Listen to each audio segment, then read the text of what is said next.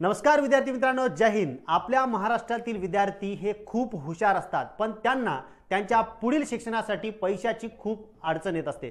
पण याच अडचणीवर मात करण्यासाठी त्यांना स्कॉलरशिप सुद्धा गव्हर्नमेंटने प्रोव्हाइड केलेली आहे।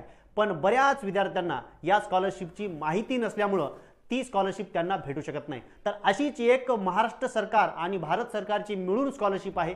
ती स्कॉलरशिप आहे नॅशनल टॅलेंट सर्च एक्झाम, यालाच म्हणतात NTSC। तर या परीक्षेसाठी पात्रता काय आहे, अभ्यासक्रम काय आहे, ही परीक्षा केव्हा असते, रिझल्ट कधी असतो, सविस्तर माहिती आपण या छोट्याशा व्हिडिओमधून बघणार आहोत। चला तर मग सुरुवात करूया। सुरुवातीला आहे NTSC। NTSC म्हणजे काय? National talent search examination. म्हणजे आपल्या भारतातील विद्यार्थ्यांच्या मध्ये असणारे टॅलेंट, त्यांच्यामध्ये असणारे विज्ञानाबद्दलची रुची ही शोधून काढण्यासाठी सरकारने ही स्कॉलरशिप लावलेली आहे। पात्रता काय आहे? पात्रता आहे इयत्ता 10वी। म्हणजे इयत्ता 10वी मध्ये बसलेले विद्यार्थी या परीक्षेला बसू शकतात। 9वी मध्ये तुम्हाला कमीत कमी 60% गुण असणं जरुरी आहे। नंतर ही एक्झाम 2 लेवल मध्ये असते, स्टेज फर्स्ट एक्झामिनेशन आणि स्टेज सेकंड एक्झामिनेशन। पहिली लेवल असते महाराष्ट्र लेवल, पहिलं लेवल आहे महाराष्ट्र लेवल। फर्स्ट एक्झाम तुम्हाला महाराष्ट्र सरकारकडून घेतली जाते आणि सेकंड एक्झाम ही इंडिया लेवलला असते आणि ही एक्झाम आपली NCERT घेते। कोण घेते? NCERT।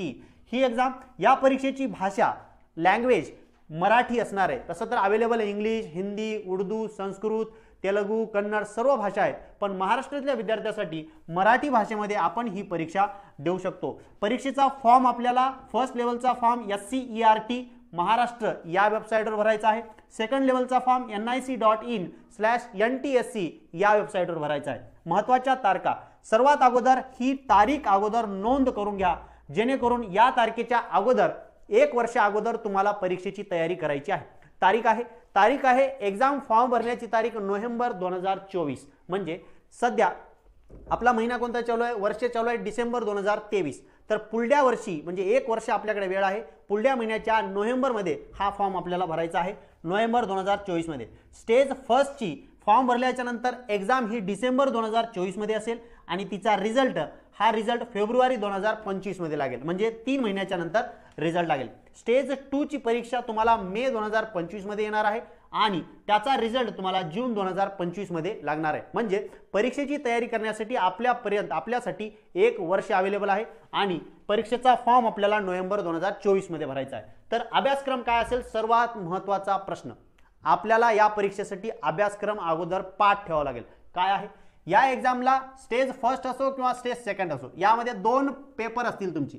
पहिला पेपर आहे MAT म्हणजे मेंटल ॲबिलिटी टेस्ट, त्यालाच आपण आपल्या भाषेत बुद्धिमत्ता म्हणतो। बुद्धिमत्ता जे की तुम्ही नवोदयला अभ्यासला असेल, 8वीच्या स्कॉलरशिपला अभ्यास केला असेल, त्याच बुद्धिमत्तेचा अभ्यास पुन्हा एकदा 10वीला तुम्हाला करायचा आहे।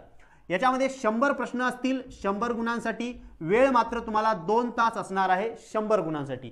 याच्यामध्ये आरशातील प्रतिमा, पाण्यातील प्रतिमा, नातेसंबंध, वेन आकृत्या, गाळलेल्या जागा भरा, रिकाम्या जागा भरा इत्यादी प्रश्न जे की आपण अभ्यास केलाय पुन्हा एकदा नव्या जोमाने याचा अभ्यास आपल्याला सुरू करायचा आहे, इत्यादी प्रश्न। नंतर SAT दुसरा पेपर। SAT म्हणजे स्कॉलॅस्टिक ॲप्टिट्यूड टेस्ट, म्हणजे आपल्या भाषेत त्याला आपण सामान्य ज्ञान म्हणतो, GK म्हणतो। याच्यामध्ये जनरल नॉलेज मध्ये तुम्हाला 100 प्रश्न असणार आहेत 100 गुणांसाठी, विज्ञान असणार आहे 40 गुणांसाठी, इतिहास, भूगोल, नागरिकशास्त्र 40 गुणांसाठी, गणित असणार आहे 20 गुणांसाठी। असं मिळून 100 मार्कांचा दुसरा पेपर राहणार आहे। पहिला पेपर 100 मार्काचा, दुसरा पेपर 100 मार्काचा। टोटल मिळून तुमचं स्टेज फर्स्ट आणि स्टेज सेकंड हे 200 गुणांची परीक्षा असणार आहे। यामध्ये शिष्यवृत्ती तुम्हाला किती मिळणार आहे? शिष्यवृत्ती 11वी आणि 12वीला 1250 रुपये प्रति महिना असेल आणि तुम्ही पदवीला ऍडमिशन घेतलं की तुम्हाला 2000 रुपये प्रति महिना असेल। म्हणजे 10वीला असताना स्कॉलरशिपची परीक्षा द्यायची, तिला क्वालिफाय व्हायचं आणि 11वी, 12वी, पदवी या पदवीपर्यंत तुम्हाला महिन्याला 1250 ते 2000 रुपये प्रति महिना भेटणार आहे। म्हणजे आपल्या शिक्षणासाठी ही आपल्याला मदत ठरणार आहे। चला तर मग या व्हिडिओमधून तुम्हाला NTSC ची पूर्ण माहिती मिळाली असेल। परीक्षेला लागा, परीक्षेचा अभ्यासक्रम तयार करा आणि आपल्याला या परीक्षेला क्वालिफाय व्हायचं आहे। चला तर मग पुन्हा भेटूया पुढच्या व्हिडिओमध्ये। जय हिंद, नमस्कार।